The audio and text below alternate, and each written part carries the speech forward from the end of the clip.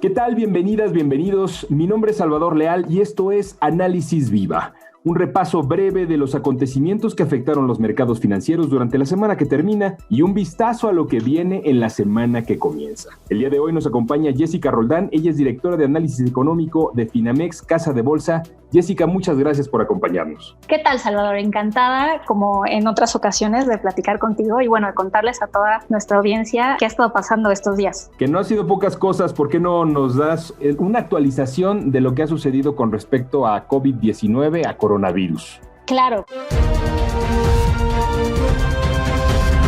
Pues mira, recordemos que este es uno de los grandes temas del momento que mueve evidentemente el sentimiento de los mercados. Entonces, en estos últimos días ha habido vaivenes entre noticias optimistas, negativas. Sobre todo, el foco se ha empezado a mover en la medida en que se empiezan a ver disminuciones en el número de casos de infectados en economías importantes, grandes de Europa e incluso en Estados Unidos. Ya hay noticias de que probablemente ya hayan llegado al pico de infección, pues el foco de nuevo se empieza a cambiar a qué va a pasar después, es decir, en cuáles van a ser las estrategias para ir abriendo poco a poco la economía. En particular, noticias en Estados Unidos en este sentido se han estado discutiendo muy ávidamente. El presidente Donald Trump ha anunciado que quiere abrir la economía de manera escalonada, pero tan pronto como se pueda. Y los gobernadores de ciertos estados también han sido bastante vocales, por ejemplo, poniéndose de acuerdo para coordinarse regionalmente, etcétera, ¿no? Entonces, en ese sentido, ¿cuáles son las noticias que tenemos recientemente? Que probablemente lo que se haga es que una vez que se empiece a reactivar la economía, sobre todo en aquellas regiones que presentan menos infecciones, se le pida, por ejemplo, a los empleadores que empiecen a aplicar medidas de distanciamiento social, como siempre, pero que además, por ejemplo, hagan chequeos de temperatura o tomen medidas de desinfección de los lugares del trabajo, etcétera. Y ya incluso se pronostica que en algunos estados, y obviamente dependiendo de cómo están sus sistemas de salud, las actividades se recuperen o se empiecen a retomar a partir del 1 de mayo. Además, en general, en todos los países, pero en particular en Estados Unidos,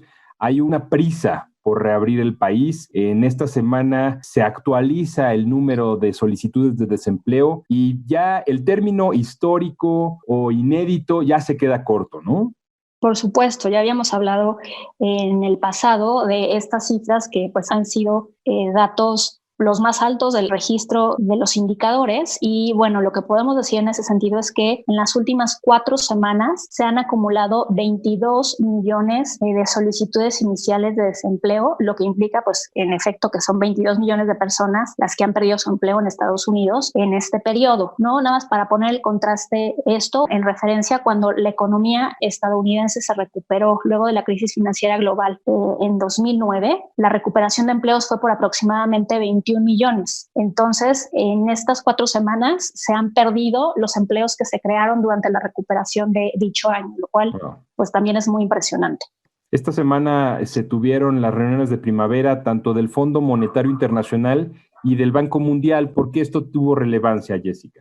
Pues mira, de hecho, las reuniones siguen dándose en estos momentos, es prácticamente 3 o 4 días de reuniones. Las reuniones se realizan 2 veces al año, son muy esperadas, se reúnen todos los hacedores de política monetaria de los países más importantes del mundo, grandes, chicos, académicos, inversionistas, y pues discuten los grandes temas de la economía global. Y obviamente en este caso, uno de los grandes temas es los efectos de la crisis que se está viviendo, ¿no? Entonces se emiten varios documentos importantes, entre ellos las perspectivas para la economía global del Fondo Monetario. Y seguramente nuestros amigos escucharon en esta semana pues que el fondo anunció una reducción importante en su pronóstico de crecimiento global. Es decir, en este momento dicha institución espera que la economía global se contraiga alrededor de 3%. Y de hecho, en su discurso, el economista en jefe Gita Gopinath mencionó que esta es una crisis pues sin precedente en la historia moderna y está equiparando o diciendo que no ha habido un episodio como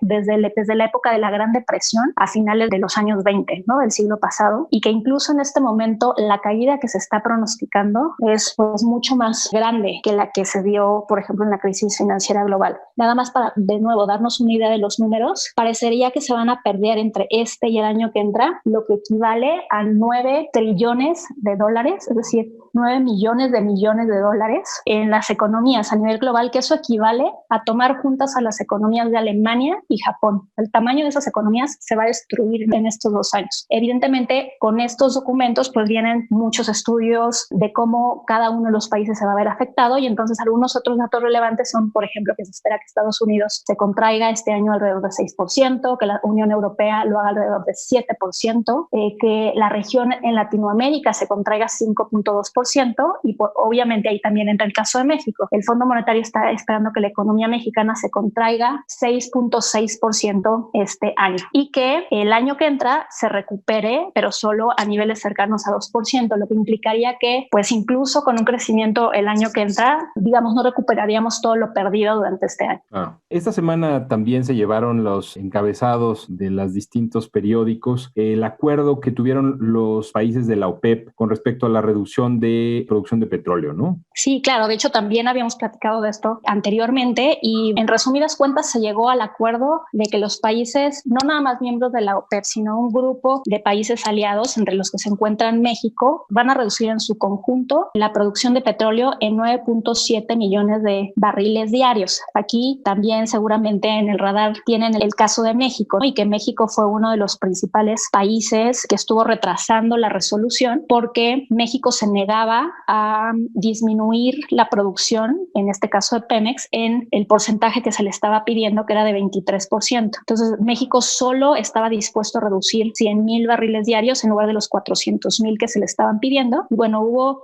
pues bastantes fricciones, incluso el presidente Trump y AMLO tuvieron una llamada. El presidente Trump se comprometió a que Estados Unidos podría, por ejemplo, digamos, prácticamente asignar parte o encargarse parte de la reducción que se le estaba pidiendo a México, pero, por ejemplo, Arabia Saudita pues no aceptó ese trato, ¿no? Al final de cuentas, México se quedó con esta reducción menor, y bueno, pues el anuncio de la reducción fue visto como algo sin precedente. No obstante, aquí lo que es importante también añadir es que también vivimos un choque económico sin precedentes, y entonces lo que se ha estado pronosticando es que la reducción del petróleo, de la demanda, va a ser también de aproximadamente 30 millones de barriles diarios, que va a hacer prácticamente que la demanda caiga a niveles de hace 30 años de demanda. Entonces, en ese sentido, esta reducción de 9.7 millones de barriles por la OPEP y el grupo adicional es insuficiente, y es por eso que pues, los precios del petróleo no han tenido repuntes adicionales. Al contrario, en estos últimos días han caído un poco más, por lo que en el futuro podríamos esperar pues nuevos acuerdos de reducción de producción por un lado, y bueno, también precios igualmente bajos durante más tiempo. Finalmente, para temas globales, antes de entrar a México, también se dieron reportes de bancos y pérdidas que tuvieron durante estas últimas semanas, ¿no?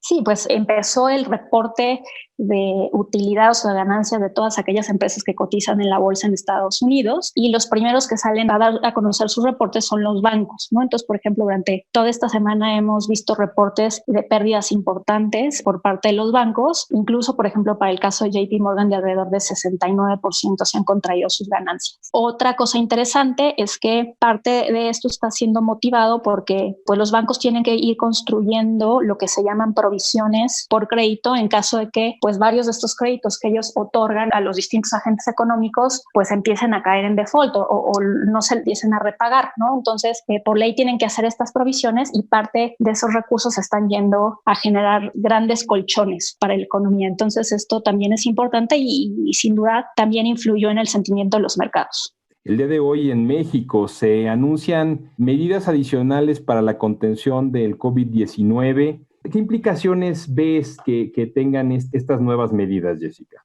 Pues déjame primero enumerarlas rápidamente. Lo que dijo el subsecretario de Salud, López-Gatell, por la mañana es que México no ha entrado a la fase 3 de contagio. ¿Cuál es la fase 3? Una en la que la propagación ya es mucho más grande, digamos masiva, que simplemente se están anticipando a la entrada de la fase 3, porque ellos estiman que, por ejemplo, el pico de infecciones para el país llegue aproximadamente entre el 8 y el 10 de mayo. Entonces, estas medidas lo que implican es que esta Jornada Nacional de Distanciamiento, a la que han titulado Sana Distancia, se prolongue 30 días más, es decir, hasta el 30 de mayo. Pero también aquí empiezan medidas de nuevo bastante más regionales, ¿no? ¿Qué significa esto? Que, pues, por ejemplo, nos anuncian que hay municipios en el país que no presentan infecciones, ¿no? Entonces, que estos municipios deberían de empezar a activarse antes, a mediados del mes de mayo, y en contraste, pues, otras regiones o grandes ciudades como lo son la Ciudad de México, Monterrey, Cancún, Guadalajara, que son aquellos que, pues, realmente ya tienen un número de contagios importante, son aquellos que van a tener que seguir con estas medidas, pues, más intensivas. También otra de las cosas que se anunció que es importante es que podrían empezarse a dar medidas de contención geográfica, es decir, un poco como de segmentar la movilidad para que la gente que está en zonas en donde no hay muchos contagios, pues no vayan a las de alto contagio y viceversa, y pues para mitigar un poco los contagios. Entonces, ¿qué significa en pocas palabras esto? Que todas estas medidas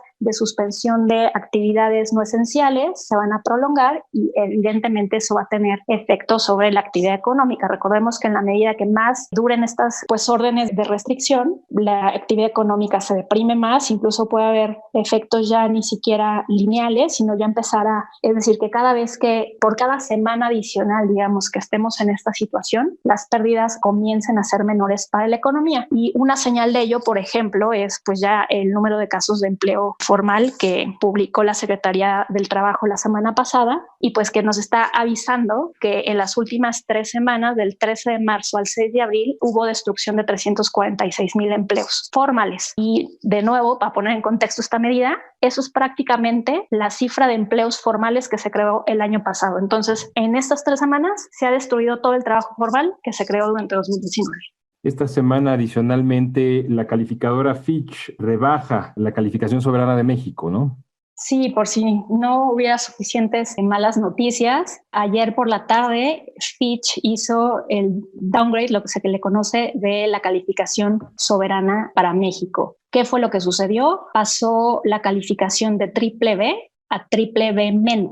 Recordemos que las calificadoras tienen, digamos, distintos escalones de calificación y que los grandes grupos de calificación se dividen entre grado de inversión y grado especulativo. El grado de inversión es de alta calidad, los inversionistas pueden estar tranquilos de que los entes que están pidiendo crédito van a pagar sus deudas, etc. Entonces, en este sentido, Fitch lo que hace es bajar un nivel esa calificación para la deuda de México, y esto la coloca a solo un nivel de perder el grado de inversión y pasar a nivel especulativo, que es una deuda que se piensa que es mucho más riesgosa, ¿no? Entonces, eso significa que México va a perder el grado de inversión pronto, no necesariamente. De hecho, la calificadora la bajó un nodo en la calificación, pero la perspectiva para esta calificación la puso como estable, lo cual significa que no necesariamente en el corto plazo podría volver a hacer un movimiento. Ahora, lo que sí sucede es que hay que recordar que hace un par de semanas Fitch hizo lo mismo, ¿no? Y que todavía nos falta que Moody's, que es la otra gran calificadora, pues salga a hacer movimientos de calificación. Entonces, Moody's en particular nos tiene bastante bien calificados como país. De hecho, su calificación ya se encuentra muy lejana del resto de las otras. Entonces, en ese sentido, pues parecería que Moody's cada vez está siendo más presionado para también rebajarnos la calificación. Antes de entrar a lo que viene la próxima semana, durante estos últimos días surgió en temas de conversación el tema del remanente del Banco de México, particularmente porque el presidente mencionó la posibilidad de solicitar a Banco de México el uso de este remanente. ¿Por qué no nos platicas un poquito en qué consiste, si esto es posible y qué consecuencias podría traer, buenas o malas, a la economía nacional? Primero, pongamos los básicos sobre la mesa. ¿Qué es el remanente de operación? Banco de México tiene reservas internacionales. Esas reservas internacionales pues están en activos denominados en dólares. Entonces, con la depreciación que se ha visto en el peso mexicano, pues digamos, a final de año lo que va a pasar es que el valor de esas reservas, pensando que no cambian a lo largo del tiempo, pues tendría que subir. Entonces, eso se contabiliza como una ganancia de capital para el Banco de México. Estos ciclos son pues los ciclos de cada anuales. Entonces, como el Banco de México es una institución sin fines de lucro, después de hacer ciertas provisiones y, por ejemplo, tratar de reponer las pérdidas en el pasado que el mismo tipo de cambio genera, pues lo que hace es pasar todo lo que le sobra de ese excedente al gobierno federal. Este es un fenómeno que se viene realizando desde hace ya muchos años y que cuando presentamos estos fenómenos de depreciación muy importantes, pues hacen que el gobierno reciba una cifra importante de recursos. Sí. Entonces, lo que el presidente propuso o dio a conocer en sus mañaneras fue justo eso, que iba a hablar con Banco de México, que porque estos recursos, digamos, que él interpretó, puso como una compensación que el Banco de México da al país, lo cual no es estrictamente correcto, pero bueno, que estos recursos, pues va a ver si se los da Banco en este momento para pues, atender las necesidades de recursos que tiene el gobierno federal actualmente. Aquí lo que es importante entender es que estos recursos ni siquiera se han generado por completo, porque necesita pasar todo el año para que sepamos si realmente va a haber ganancias o no. ¿Por qué? Porque podría ser que en lo que sigue del año, pues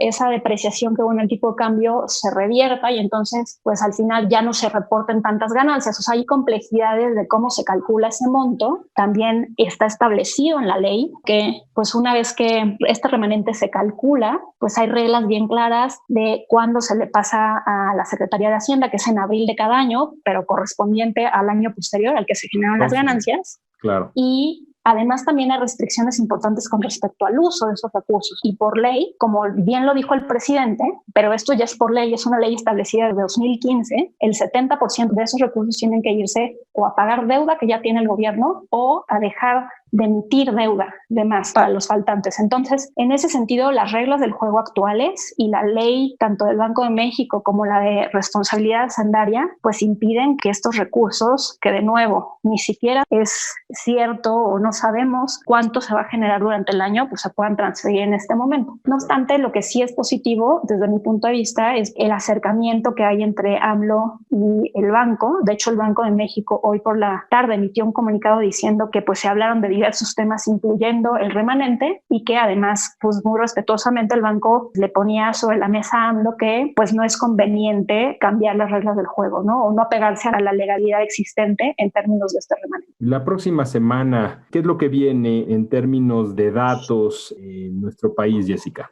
Pues mira, para México vienen más datos de actividad económica, ¿no? En particular el índice global de actividad económica, que es un indicador que sale cada mes, que nos dice justo cómo viene la producción tanto industrial como la parte de servicios. Este es INEGI, ¿verdad? Eso lo publica INEGI, exacto. Esos son datos todavía de febrero, entonces ahí no vamos a ver afectaciones de COVID-19. No obstante, de nuevo, vamos a ver cómo entramos parados, qué tan bien parados entramos a esta crisis. También va a haber datos de ventas al menudeo, lo cual es importante también para el mes de febrero porque pues nos da un feeling de cómo venía la parte de consumo en la economía. Y finalmente viene el dato de inflación. Ya también habíamos platicado la vez pasada que ese indicador en particular sí ya tiene señales de COVID, sobre todo porque el precio de los energéticos está cayendo mucho. Entonces se espera que el dato también pues implique una reducción de los precios, ya no nada más por la parte de los combustibles, sino también porque pues los precios de ciertos servicios también están bajando.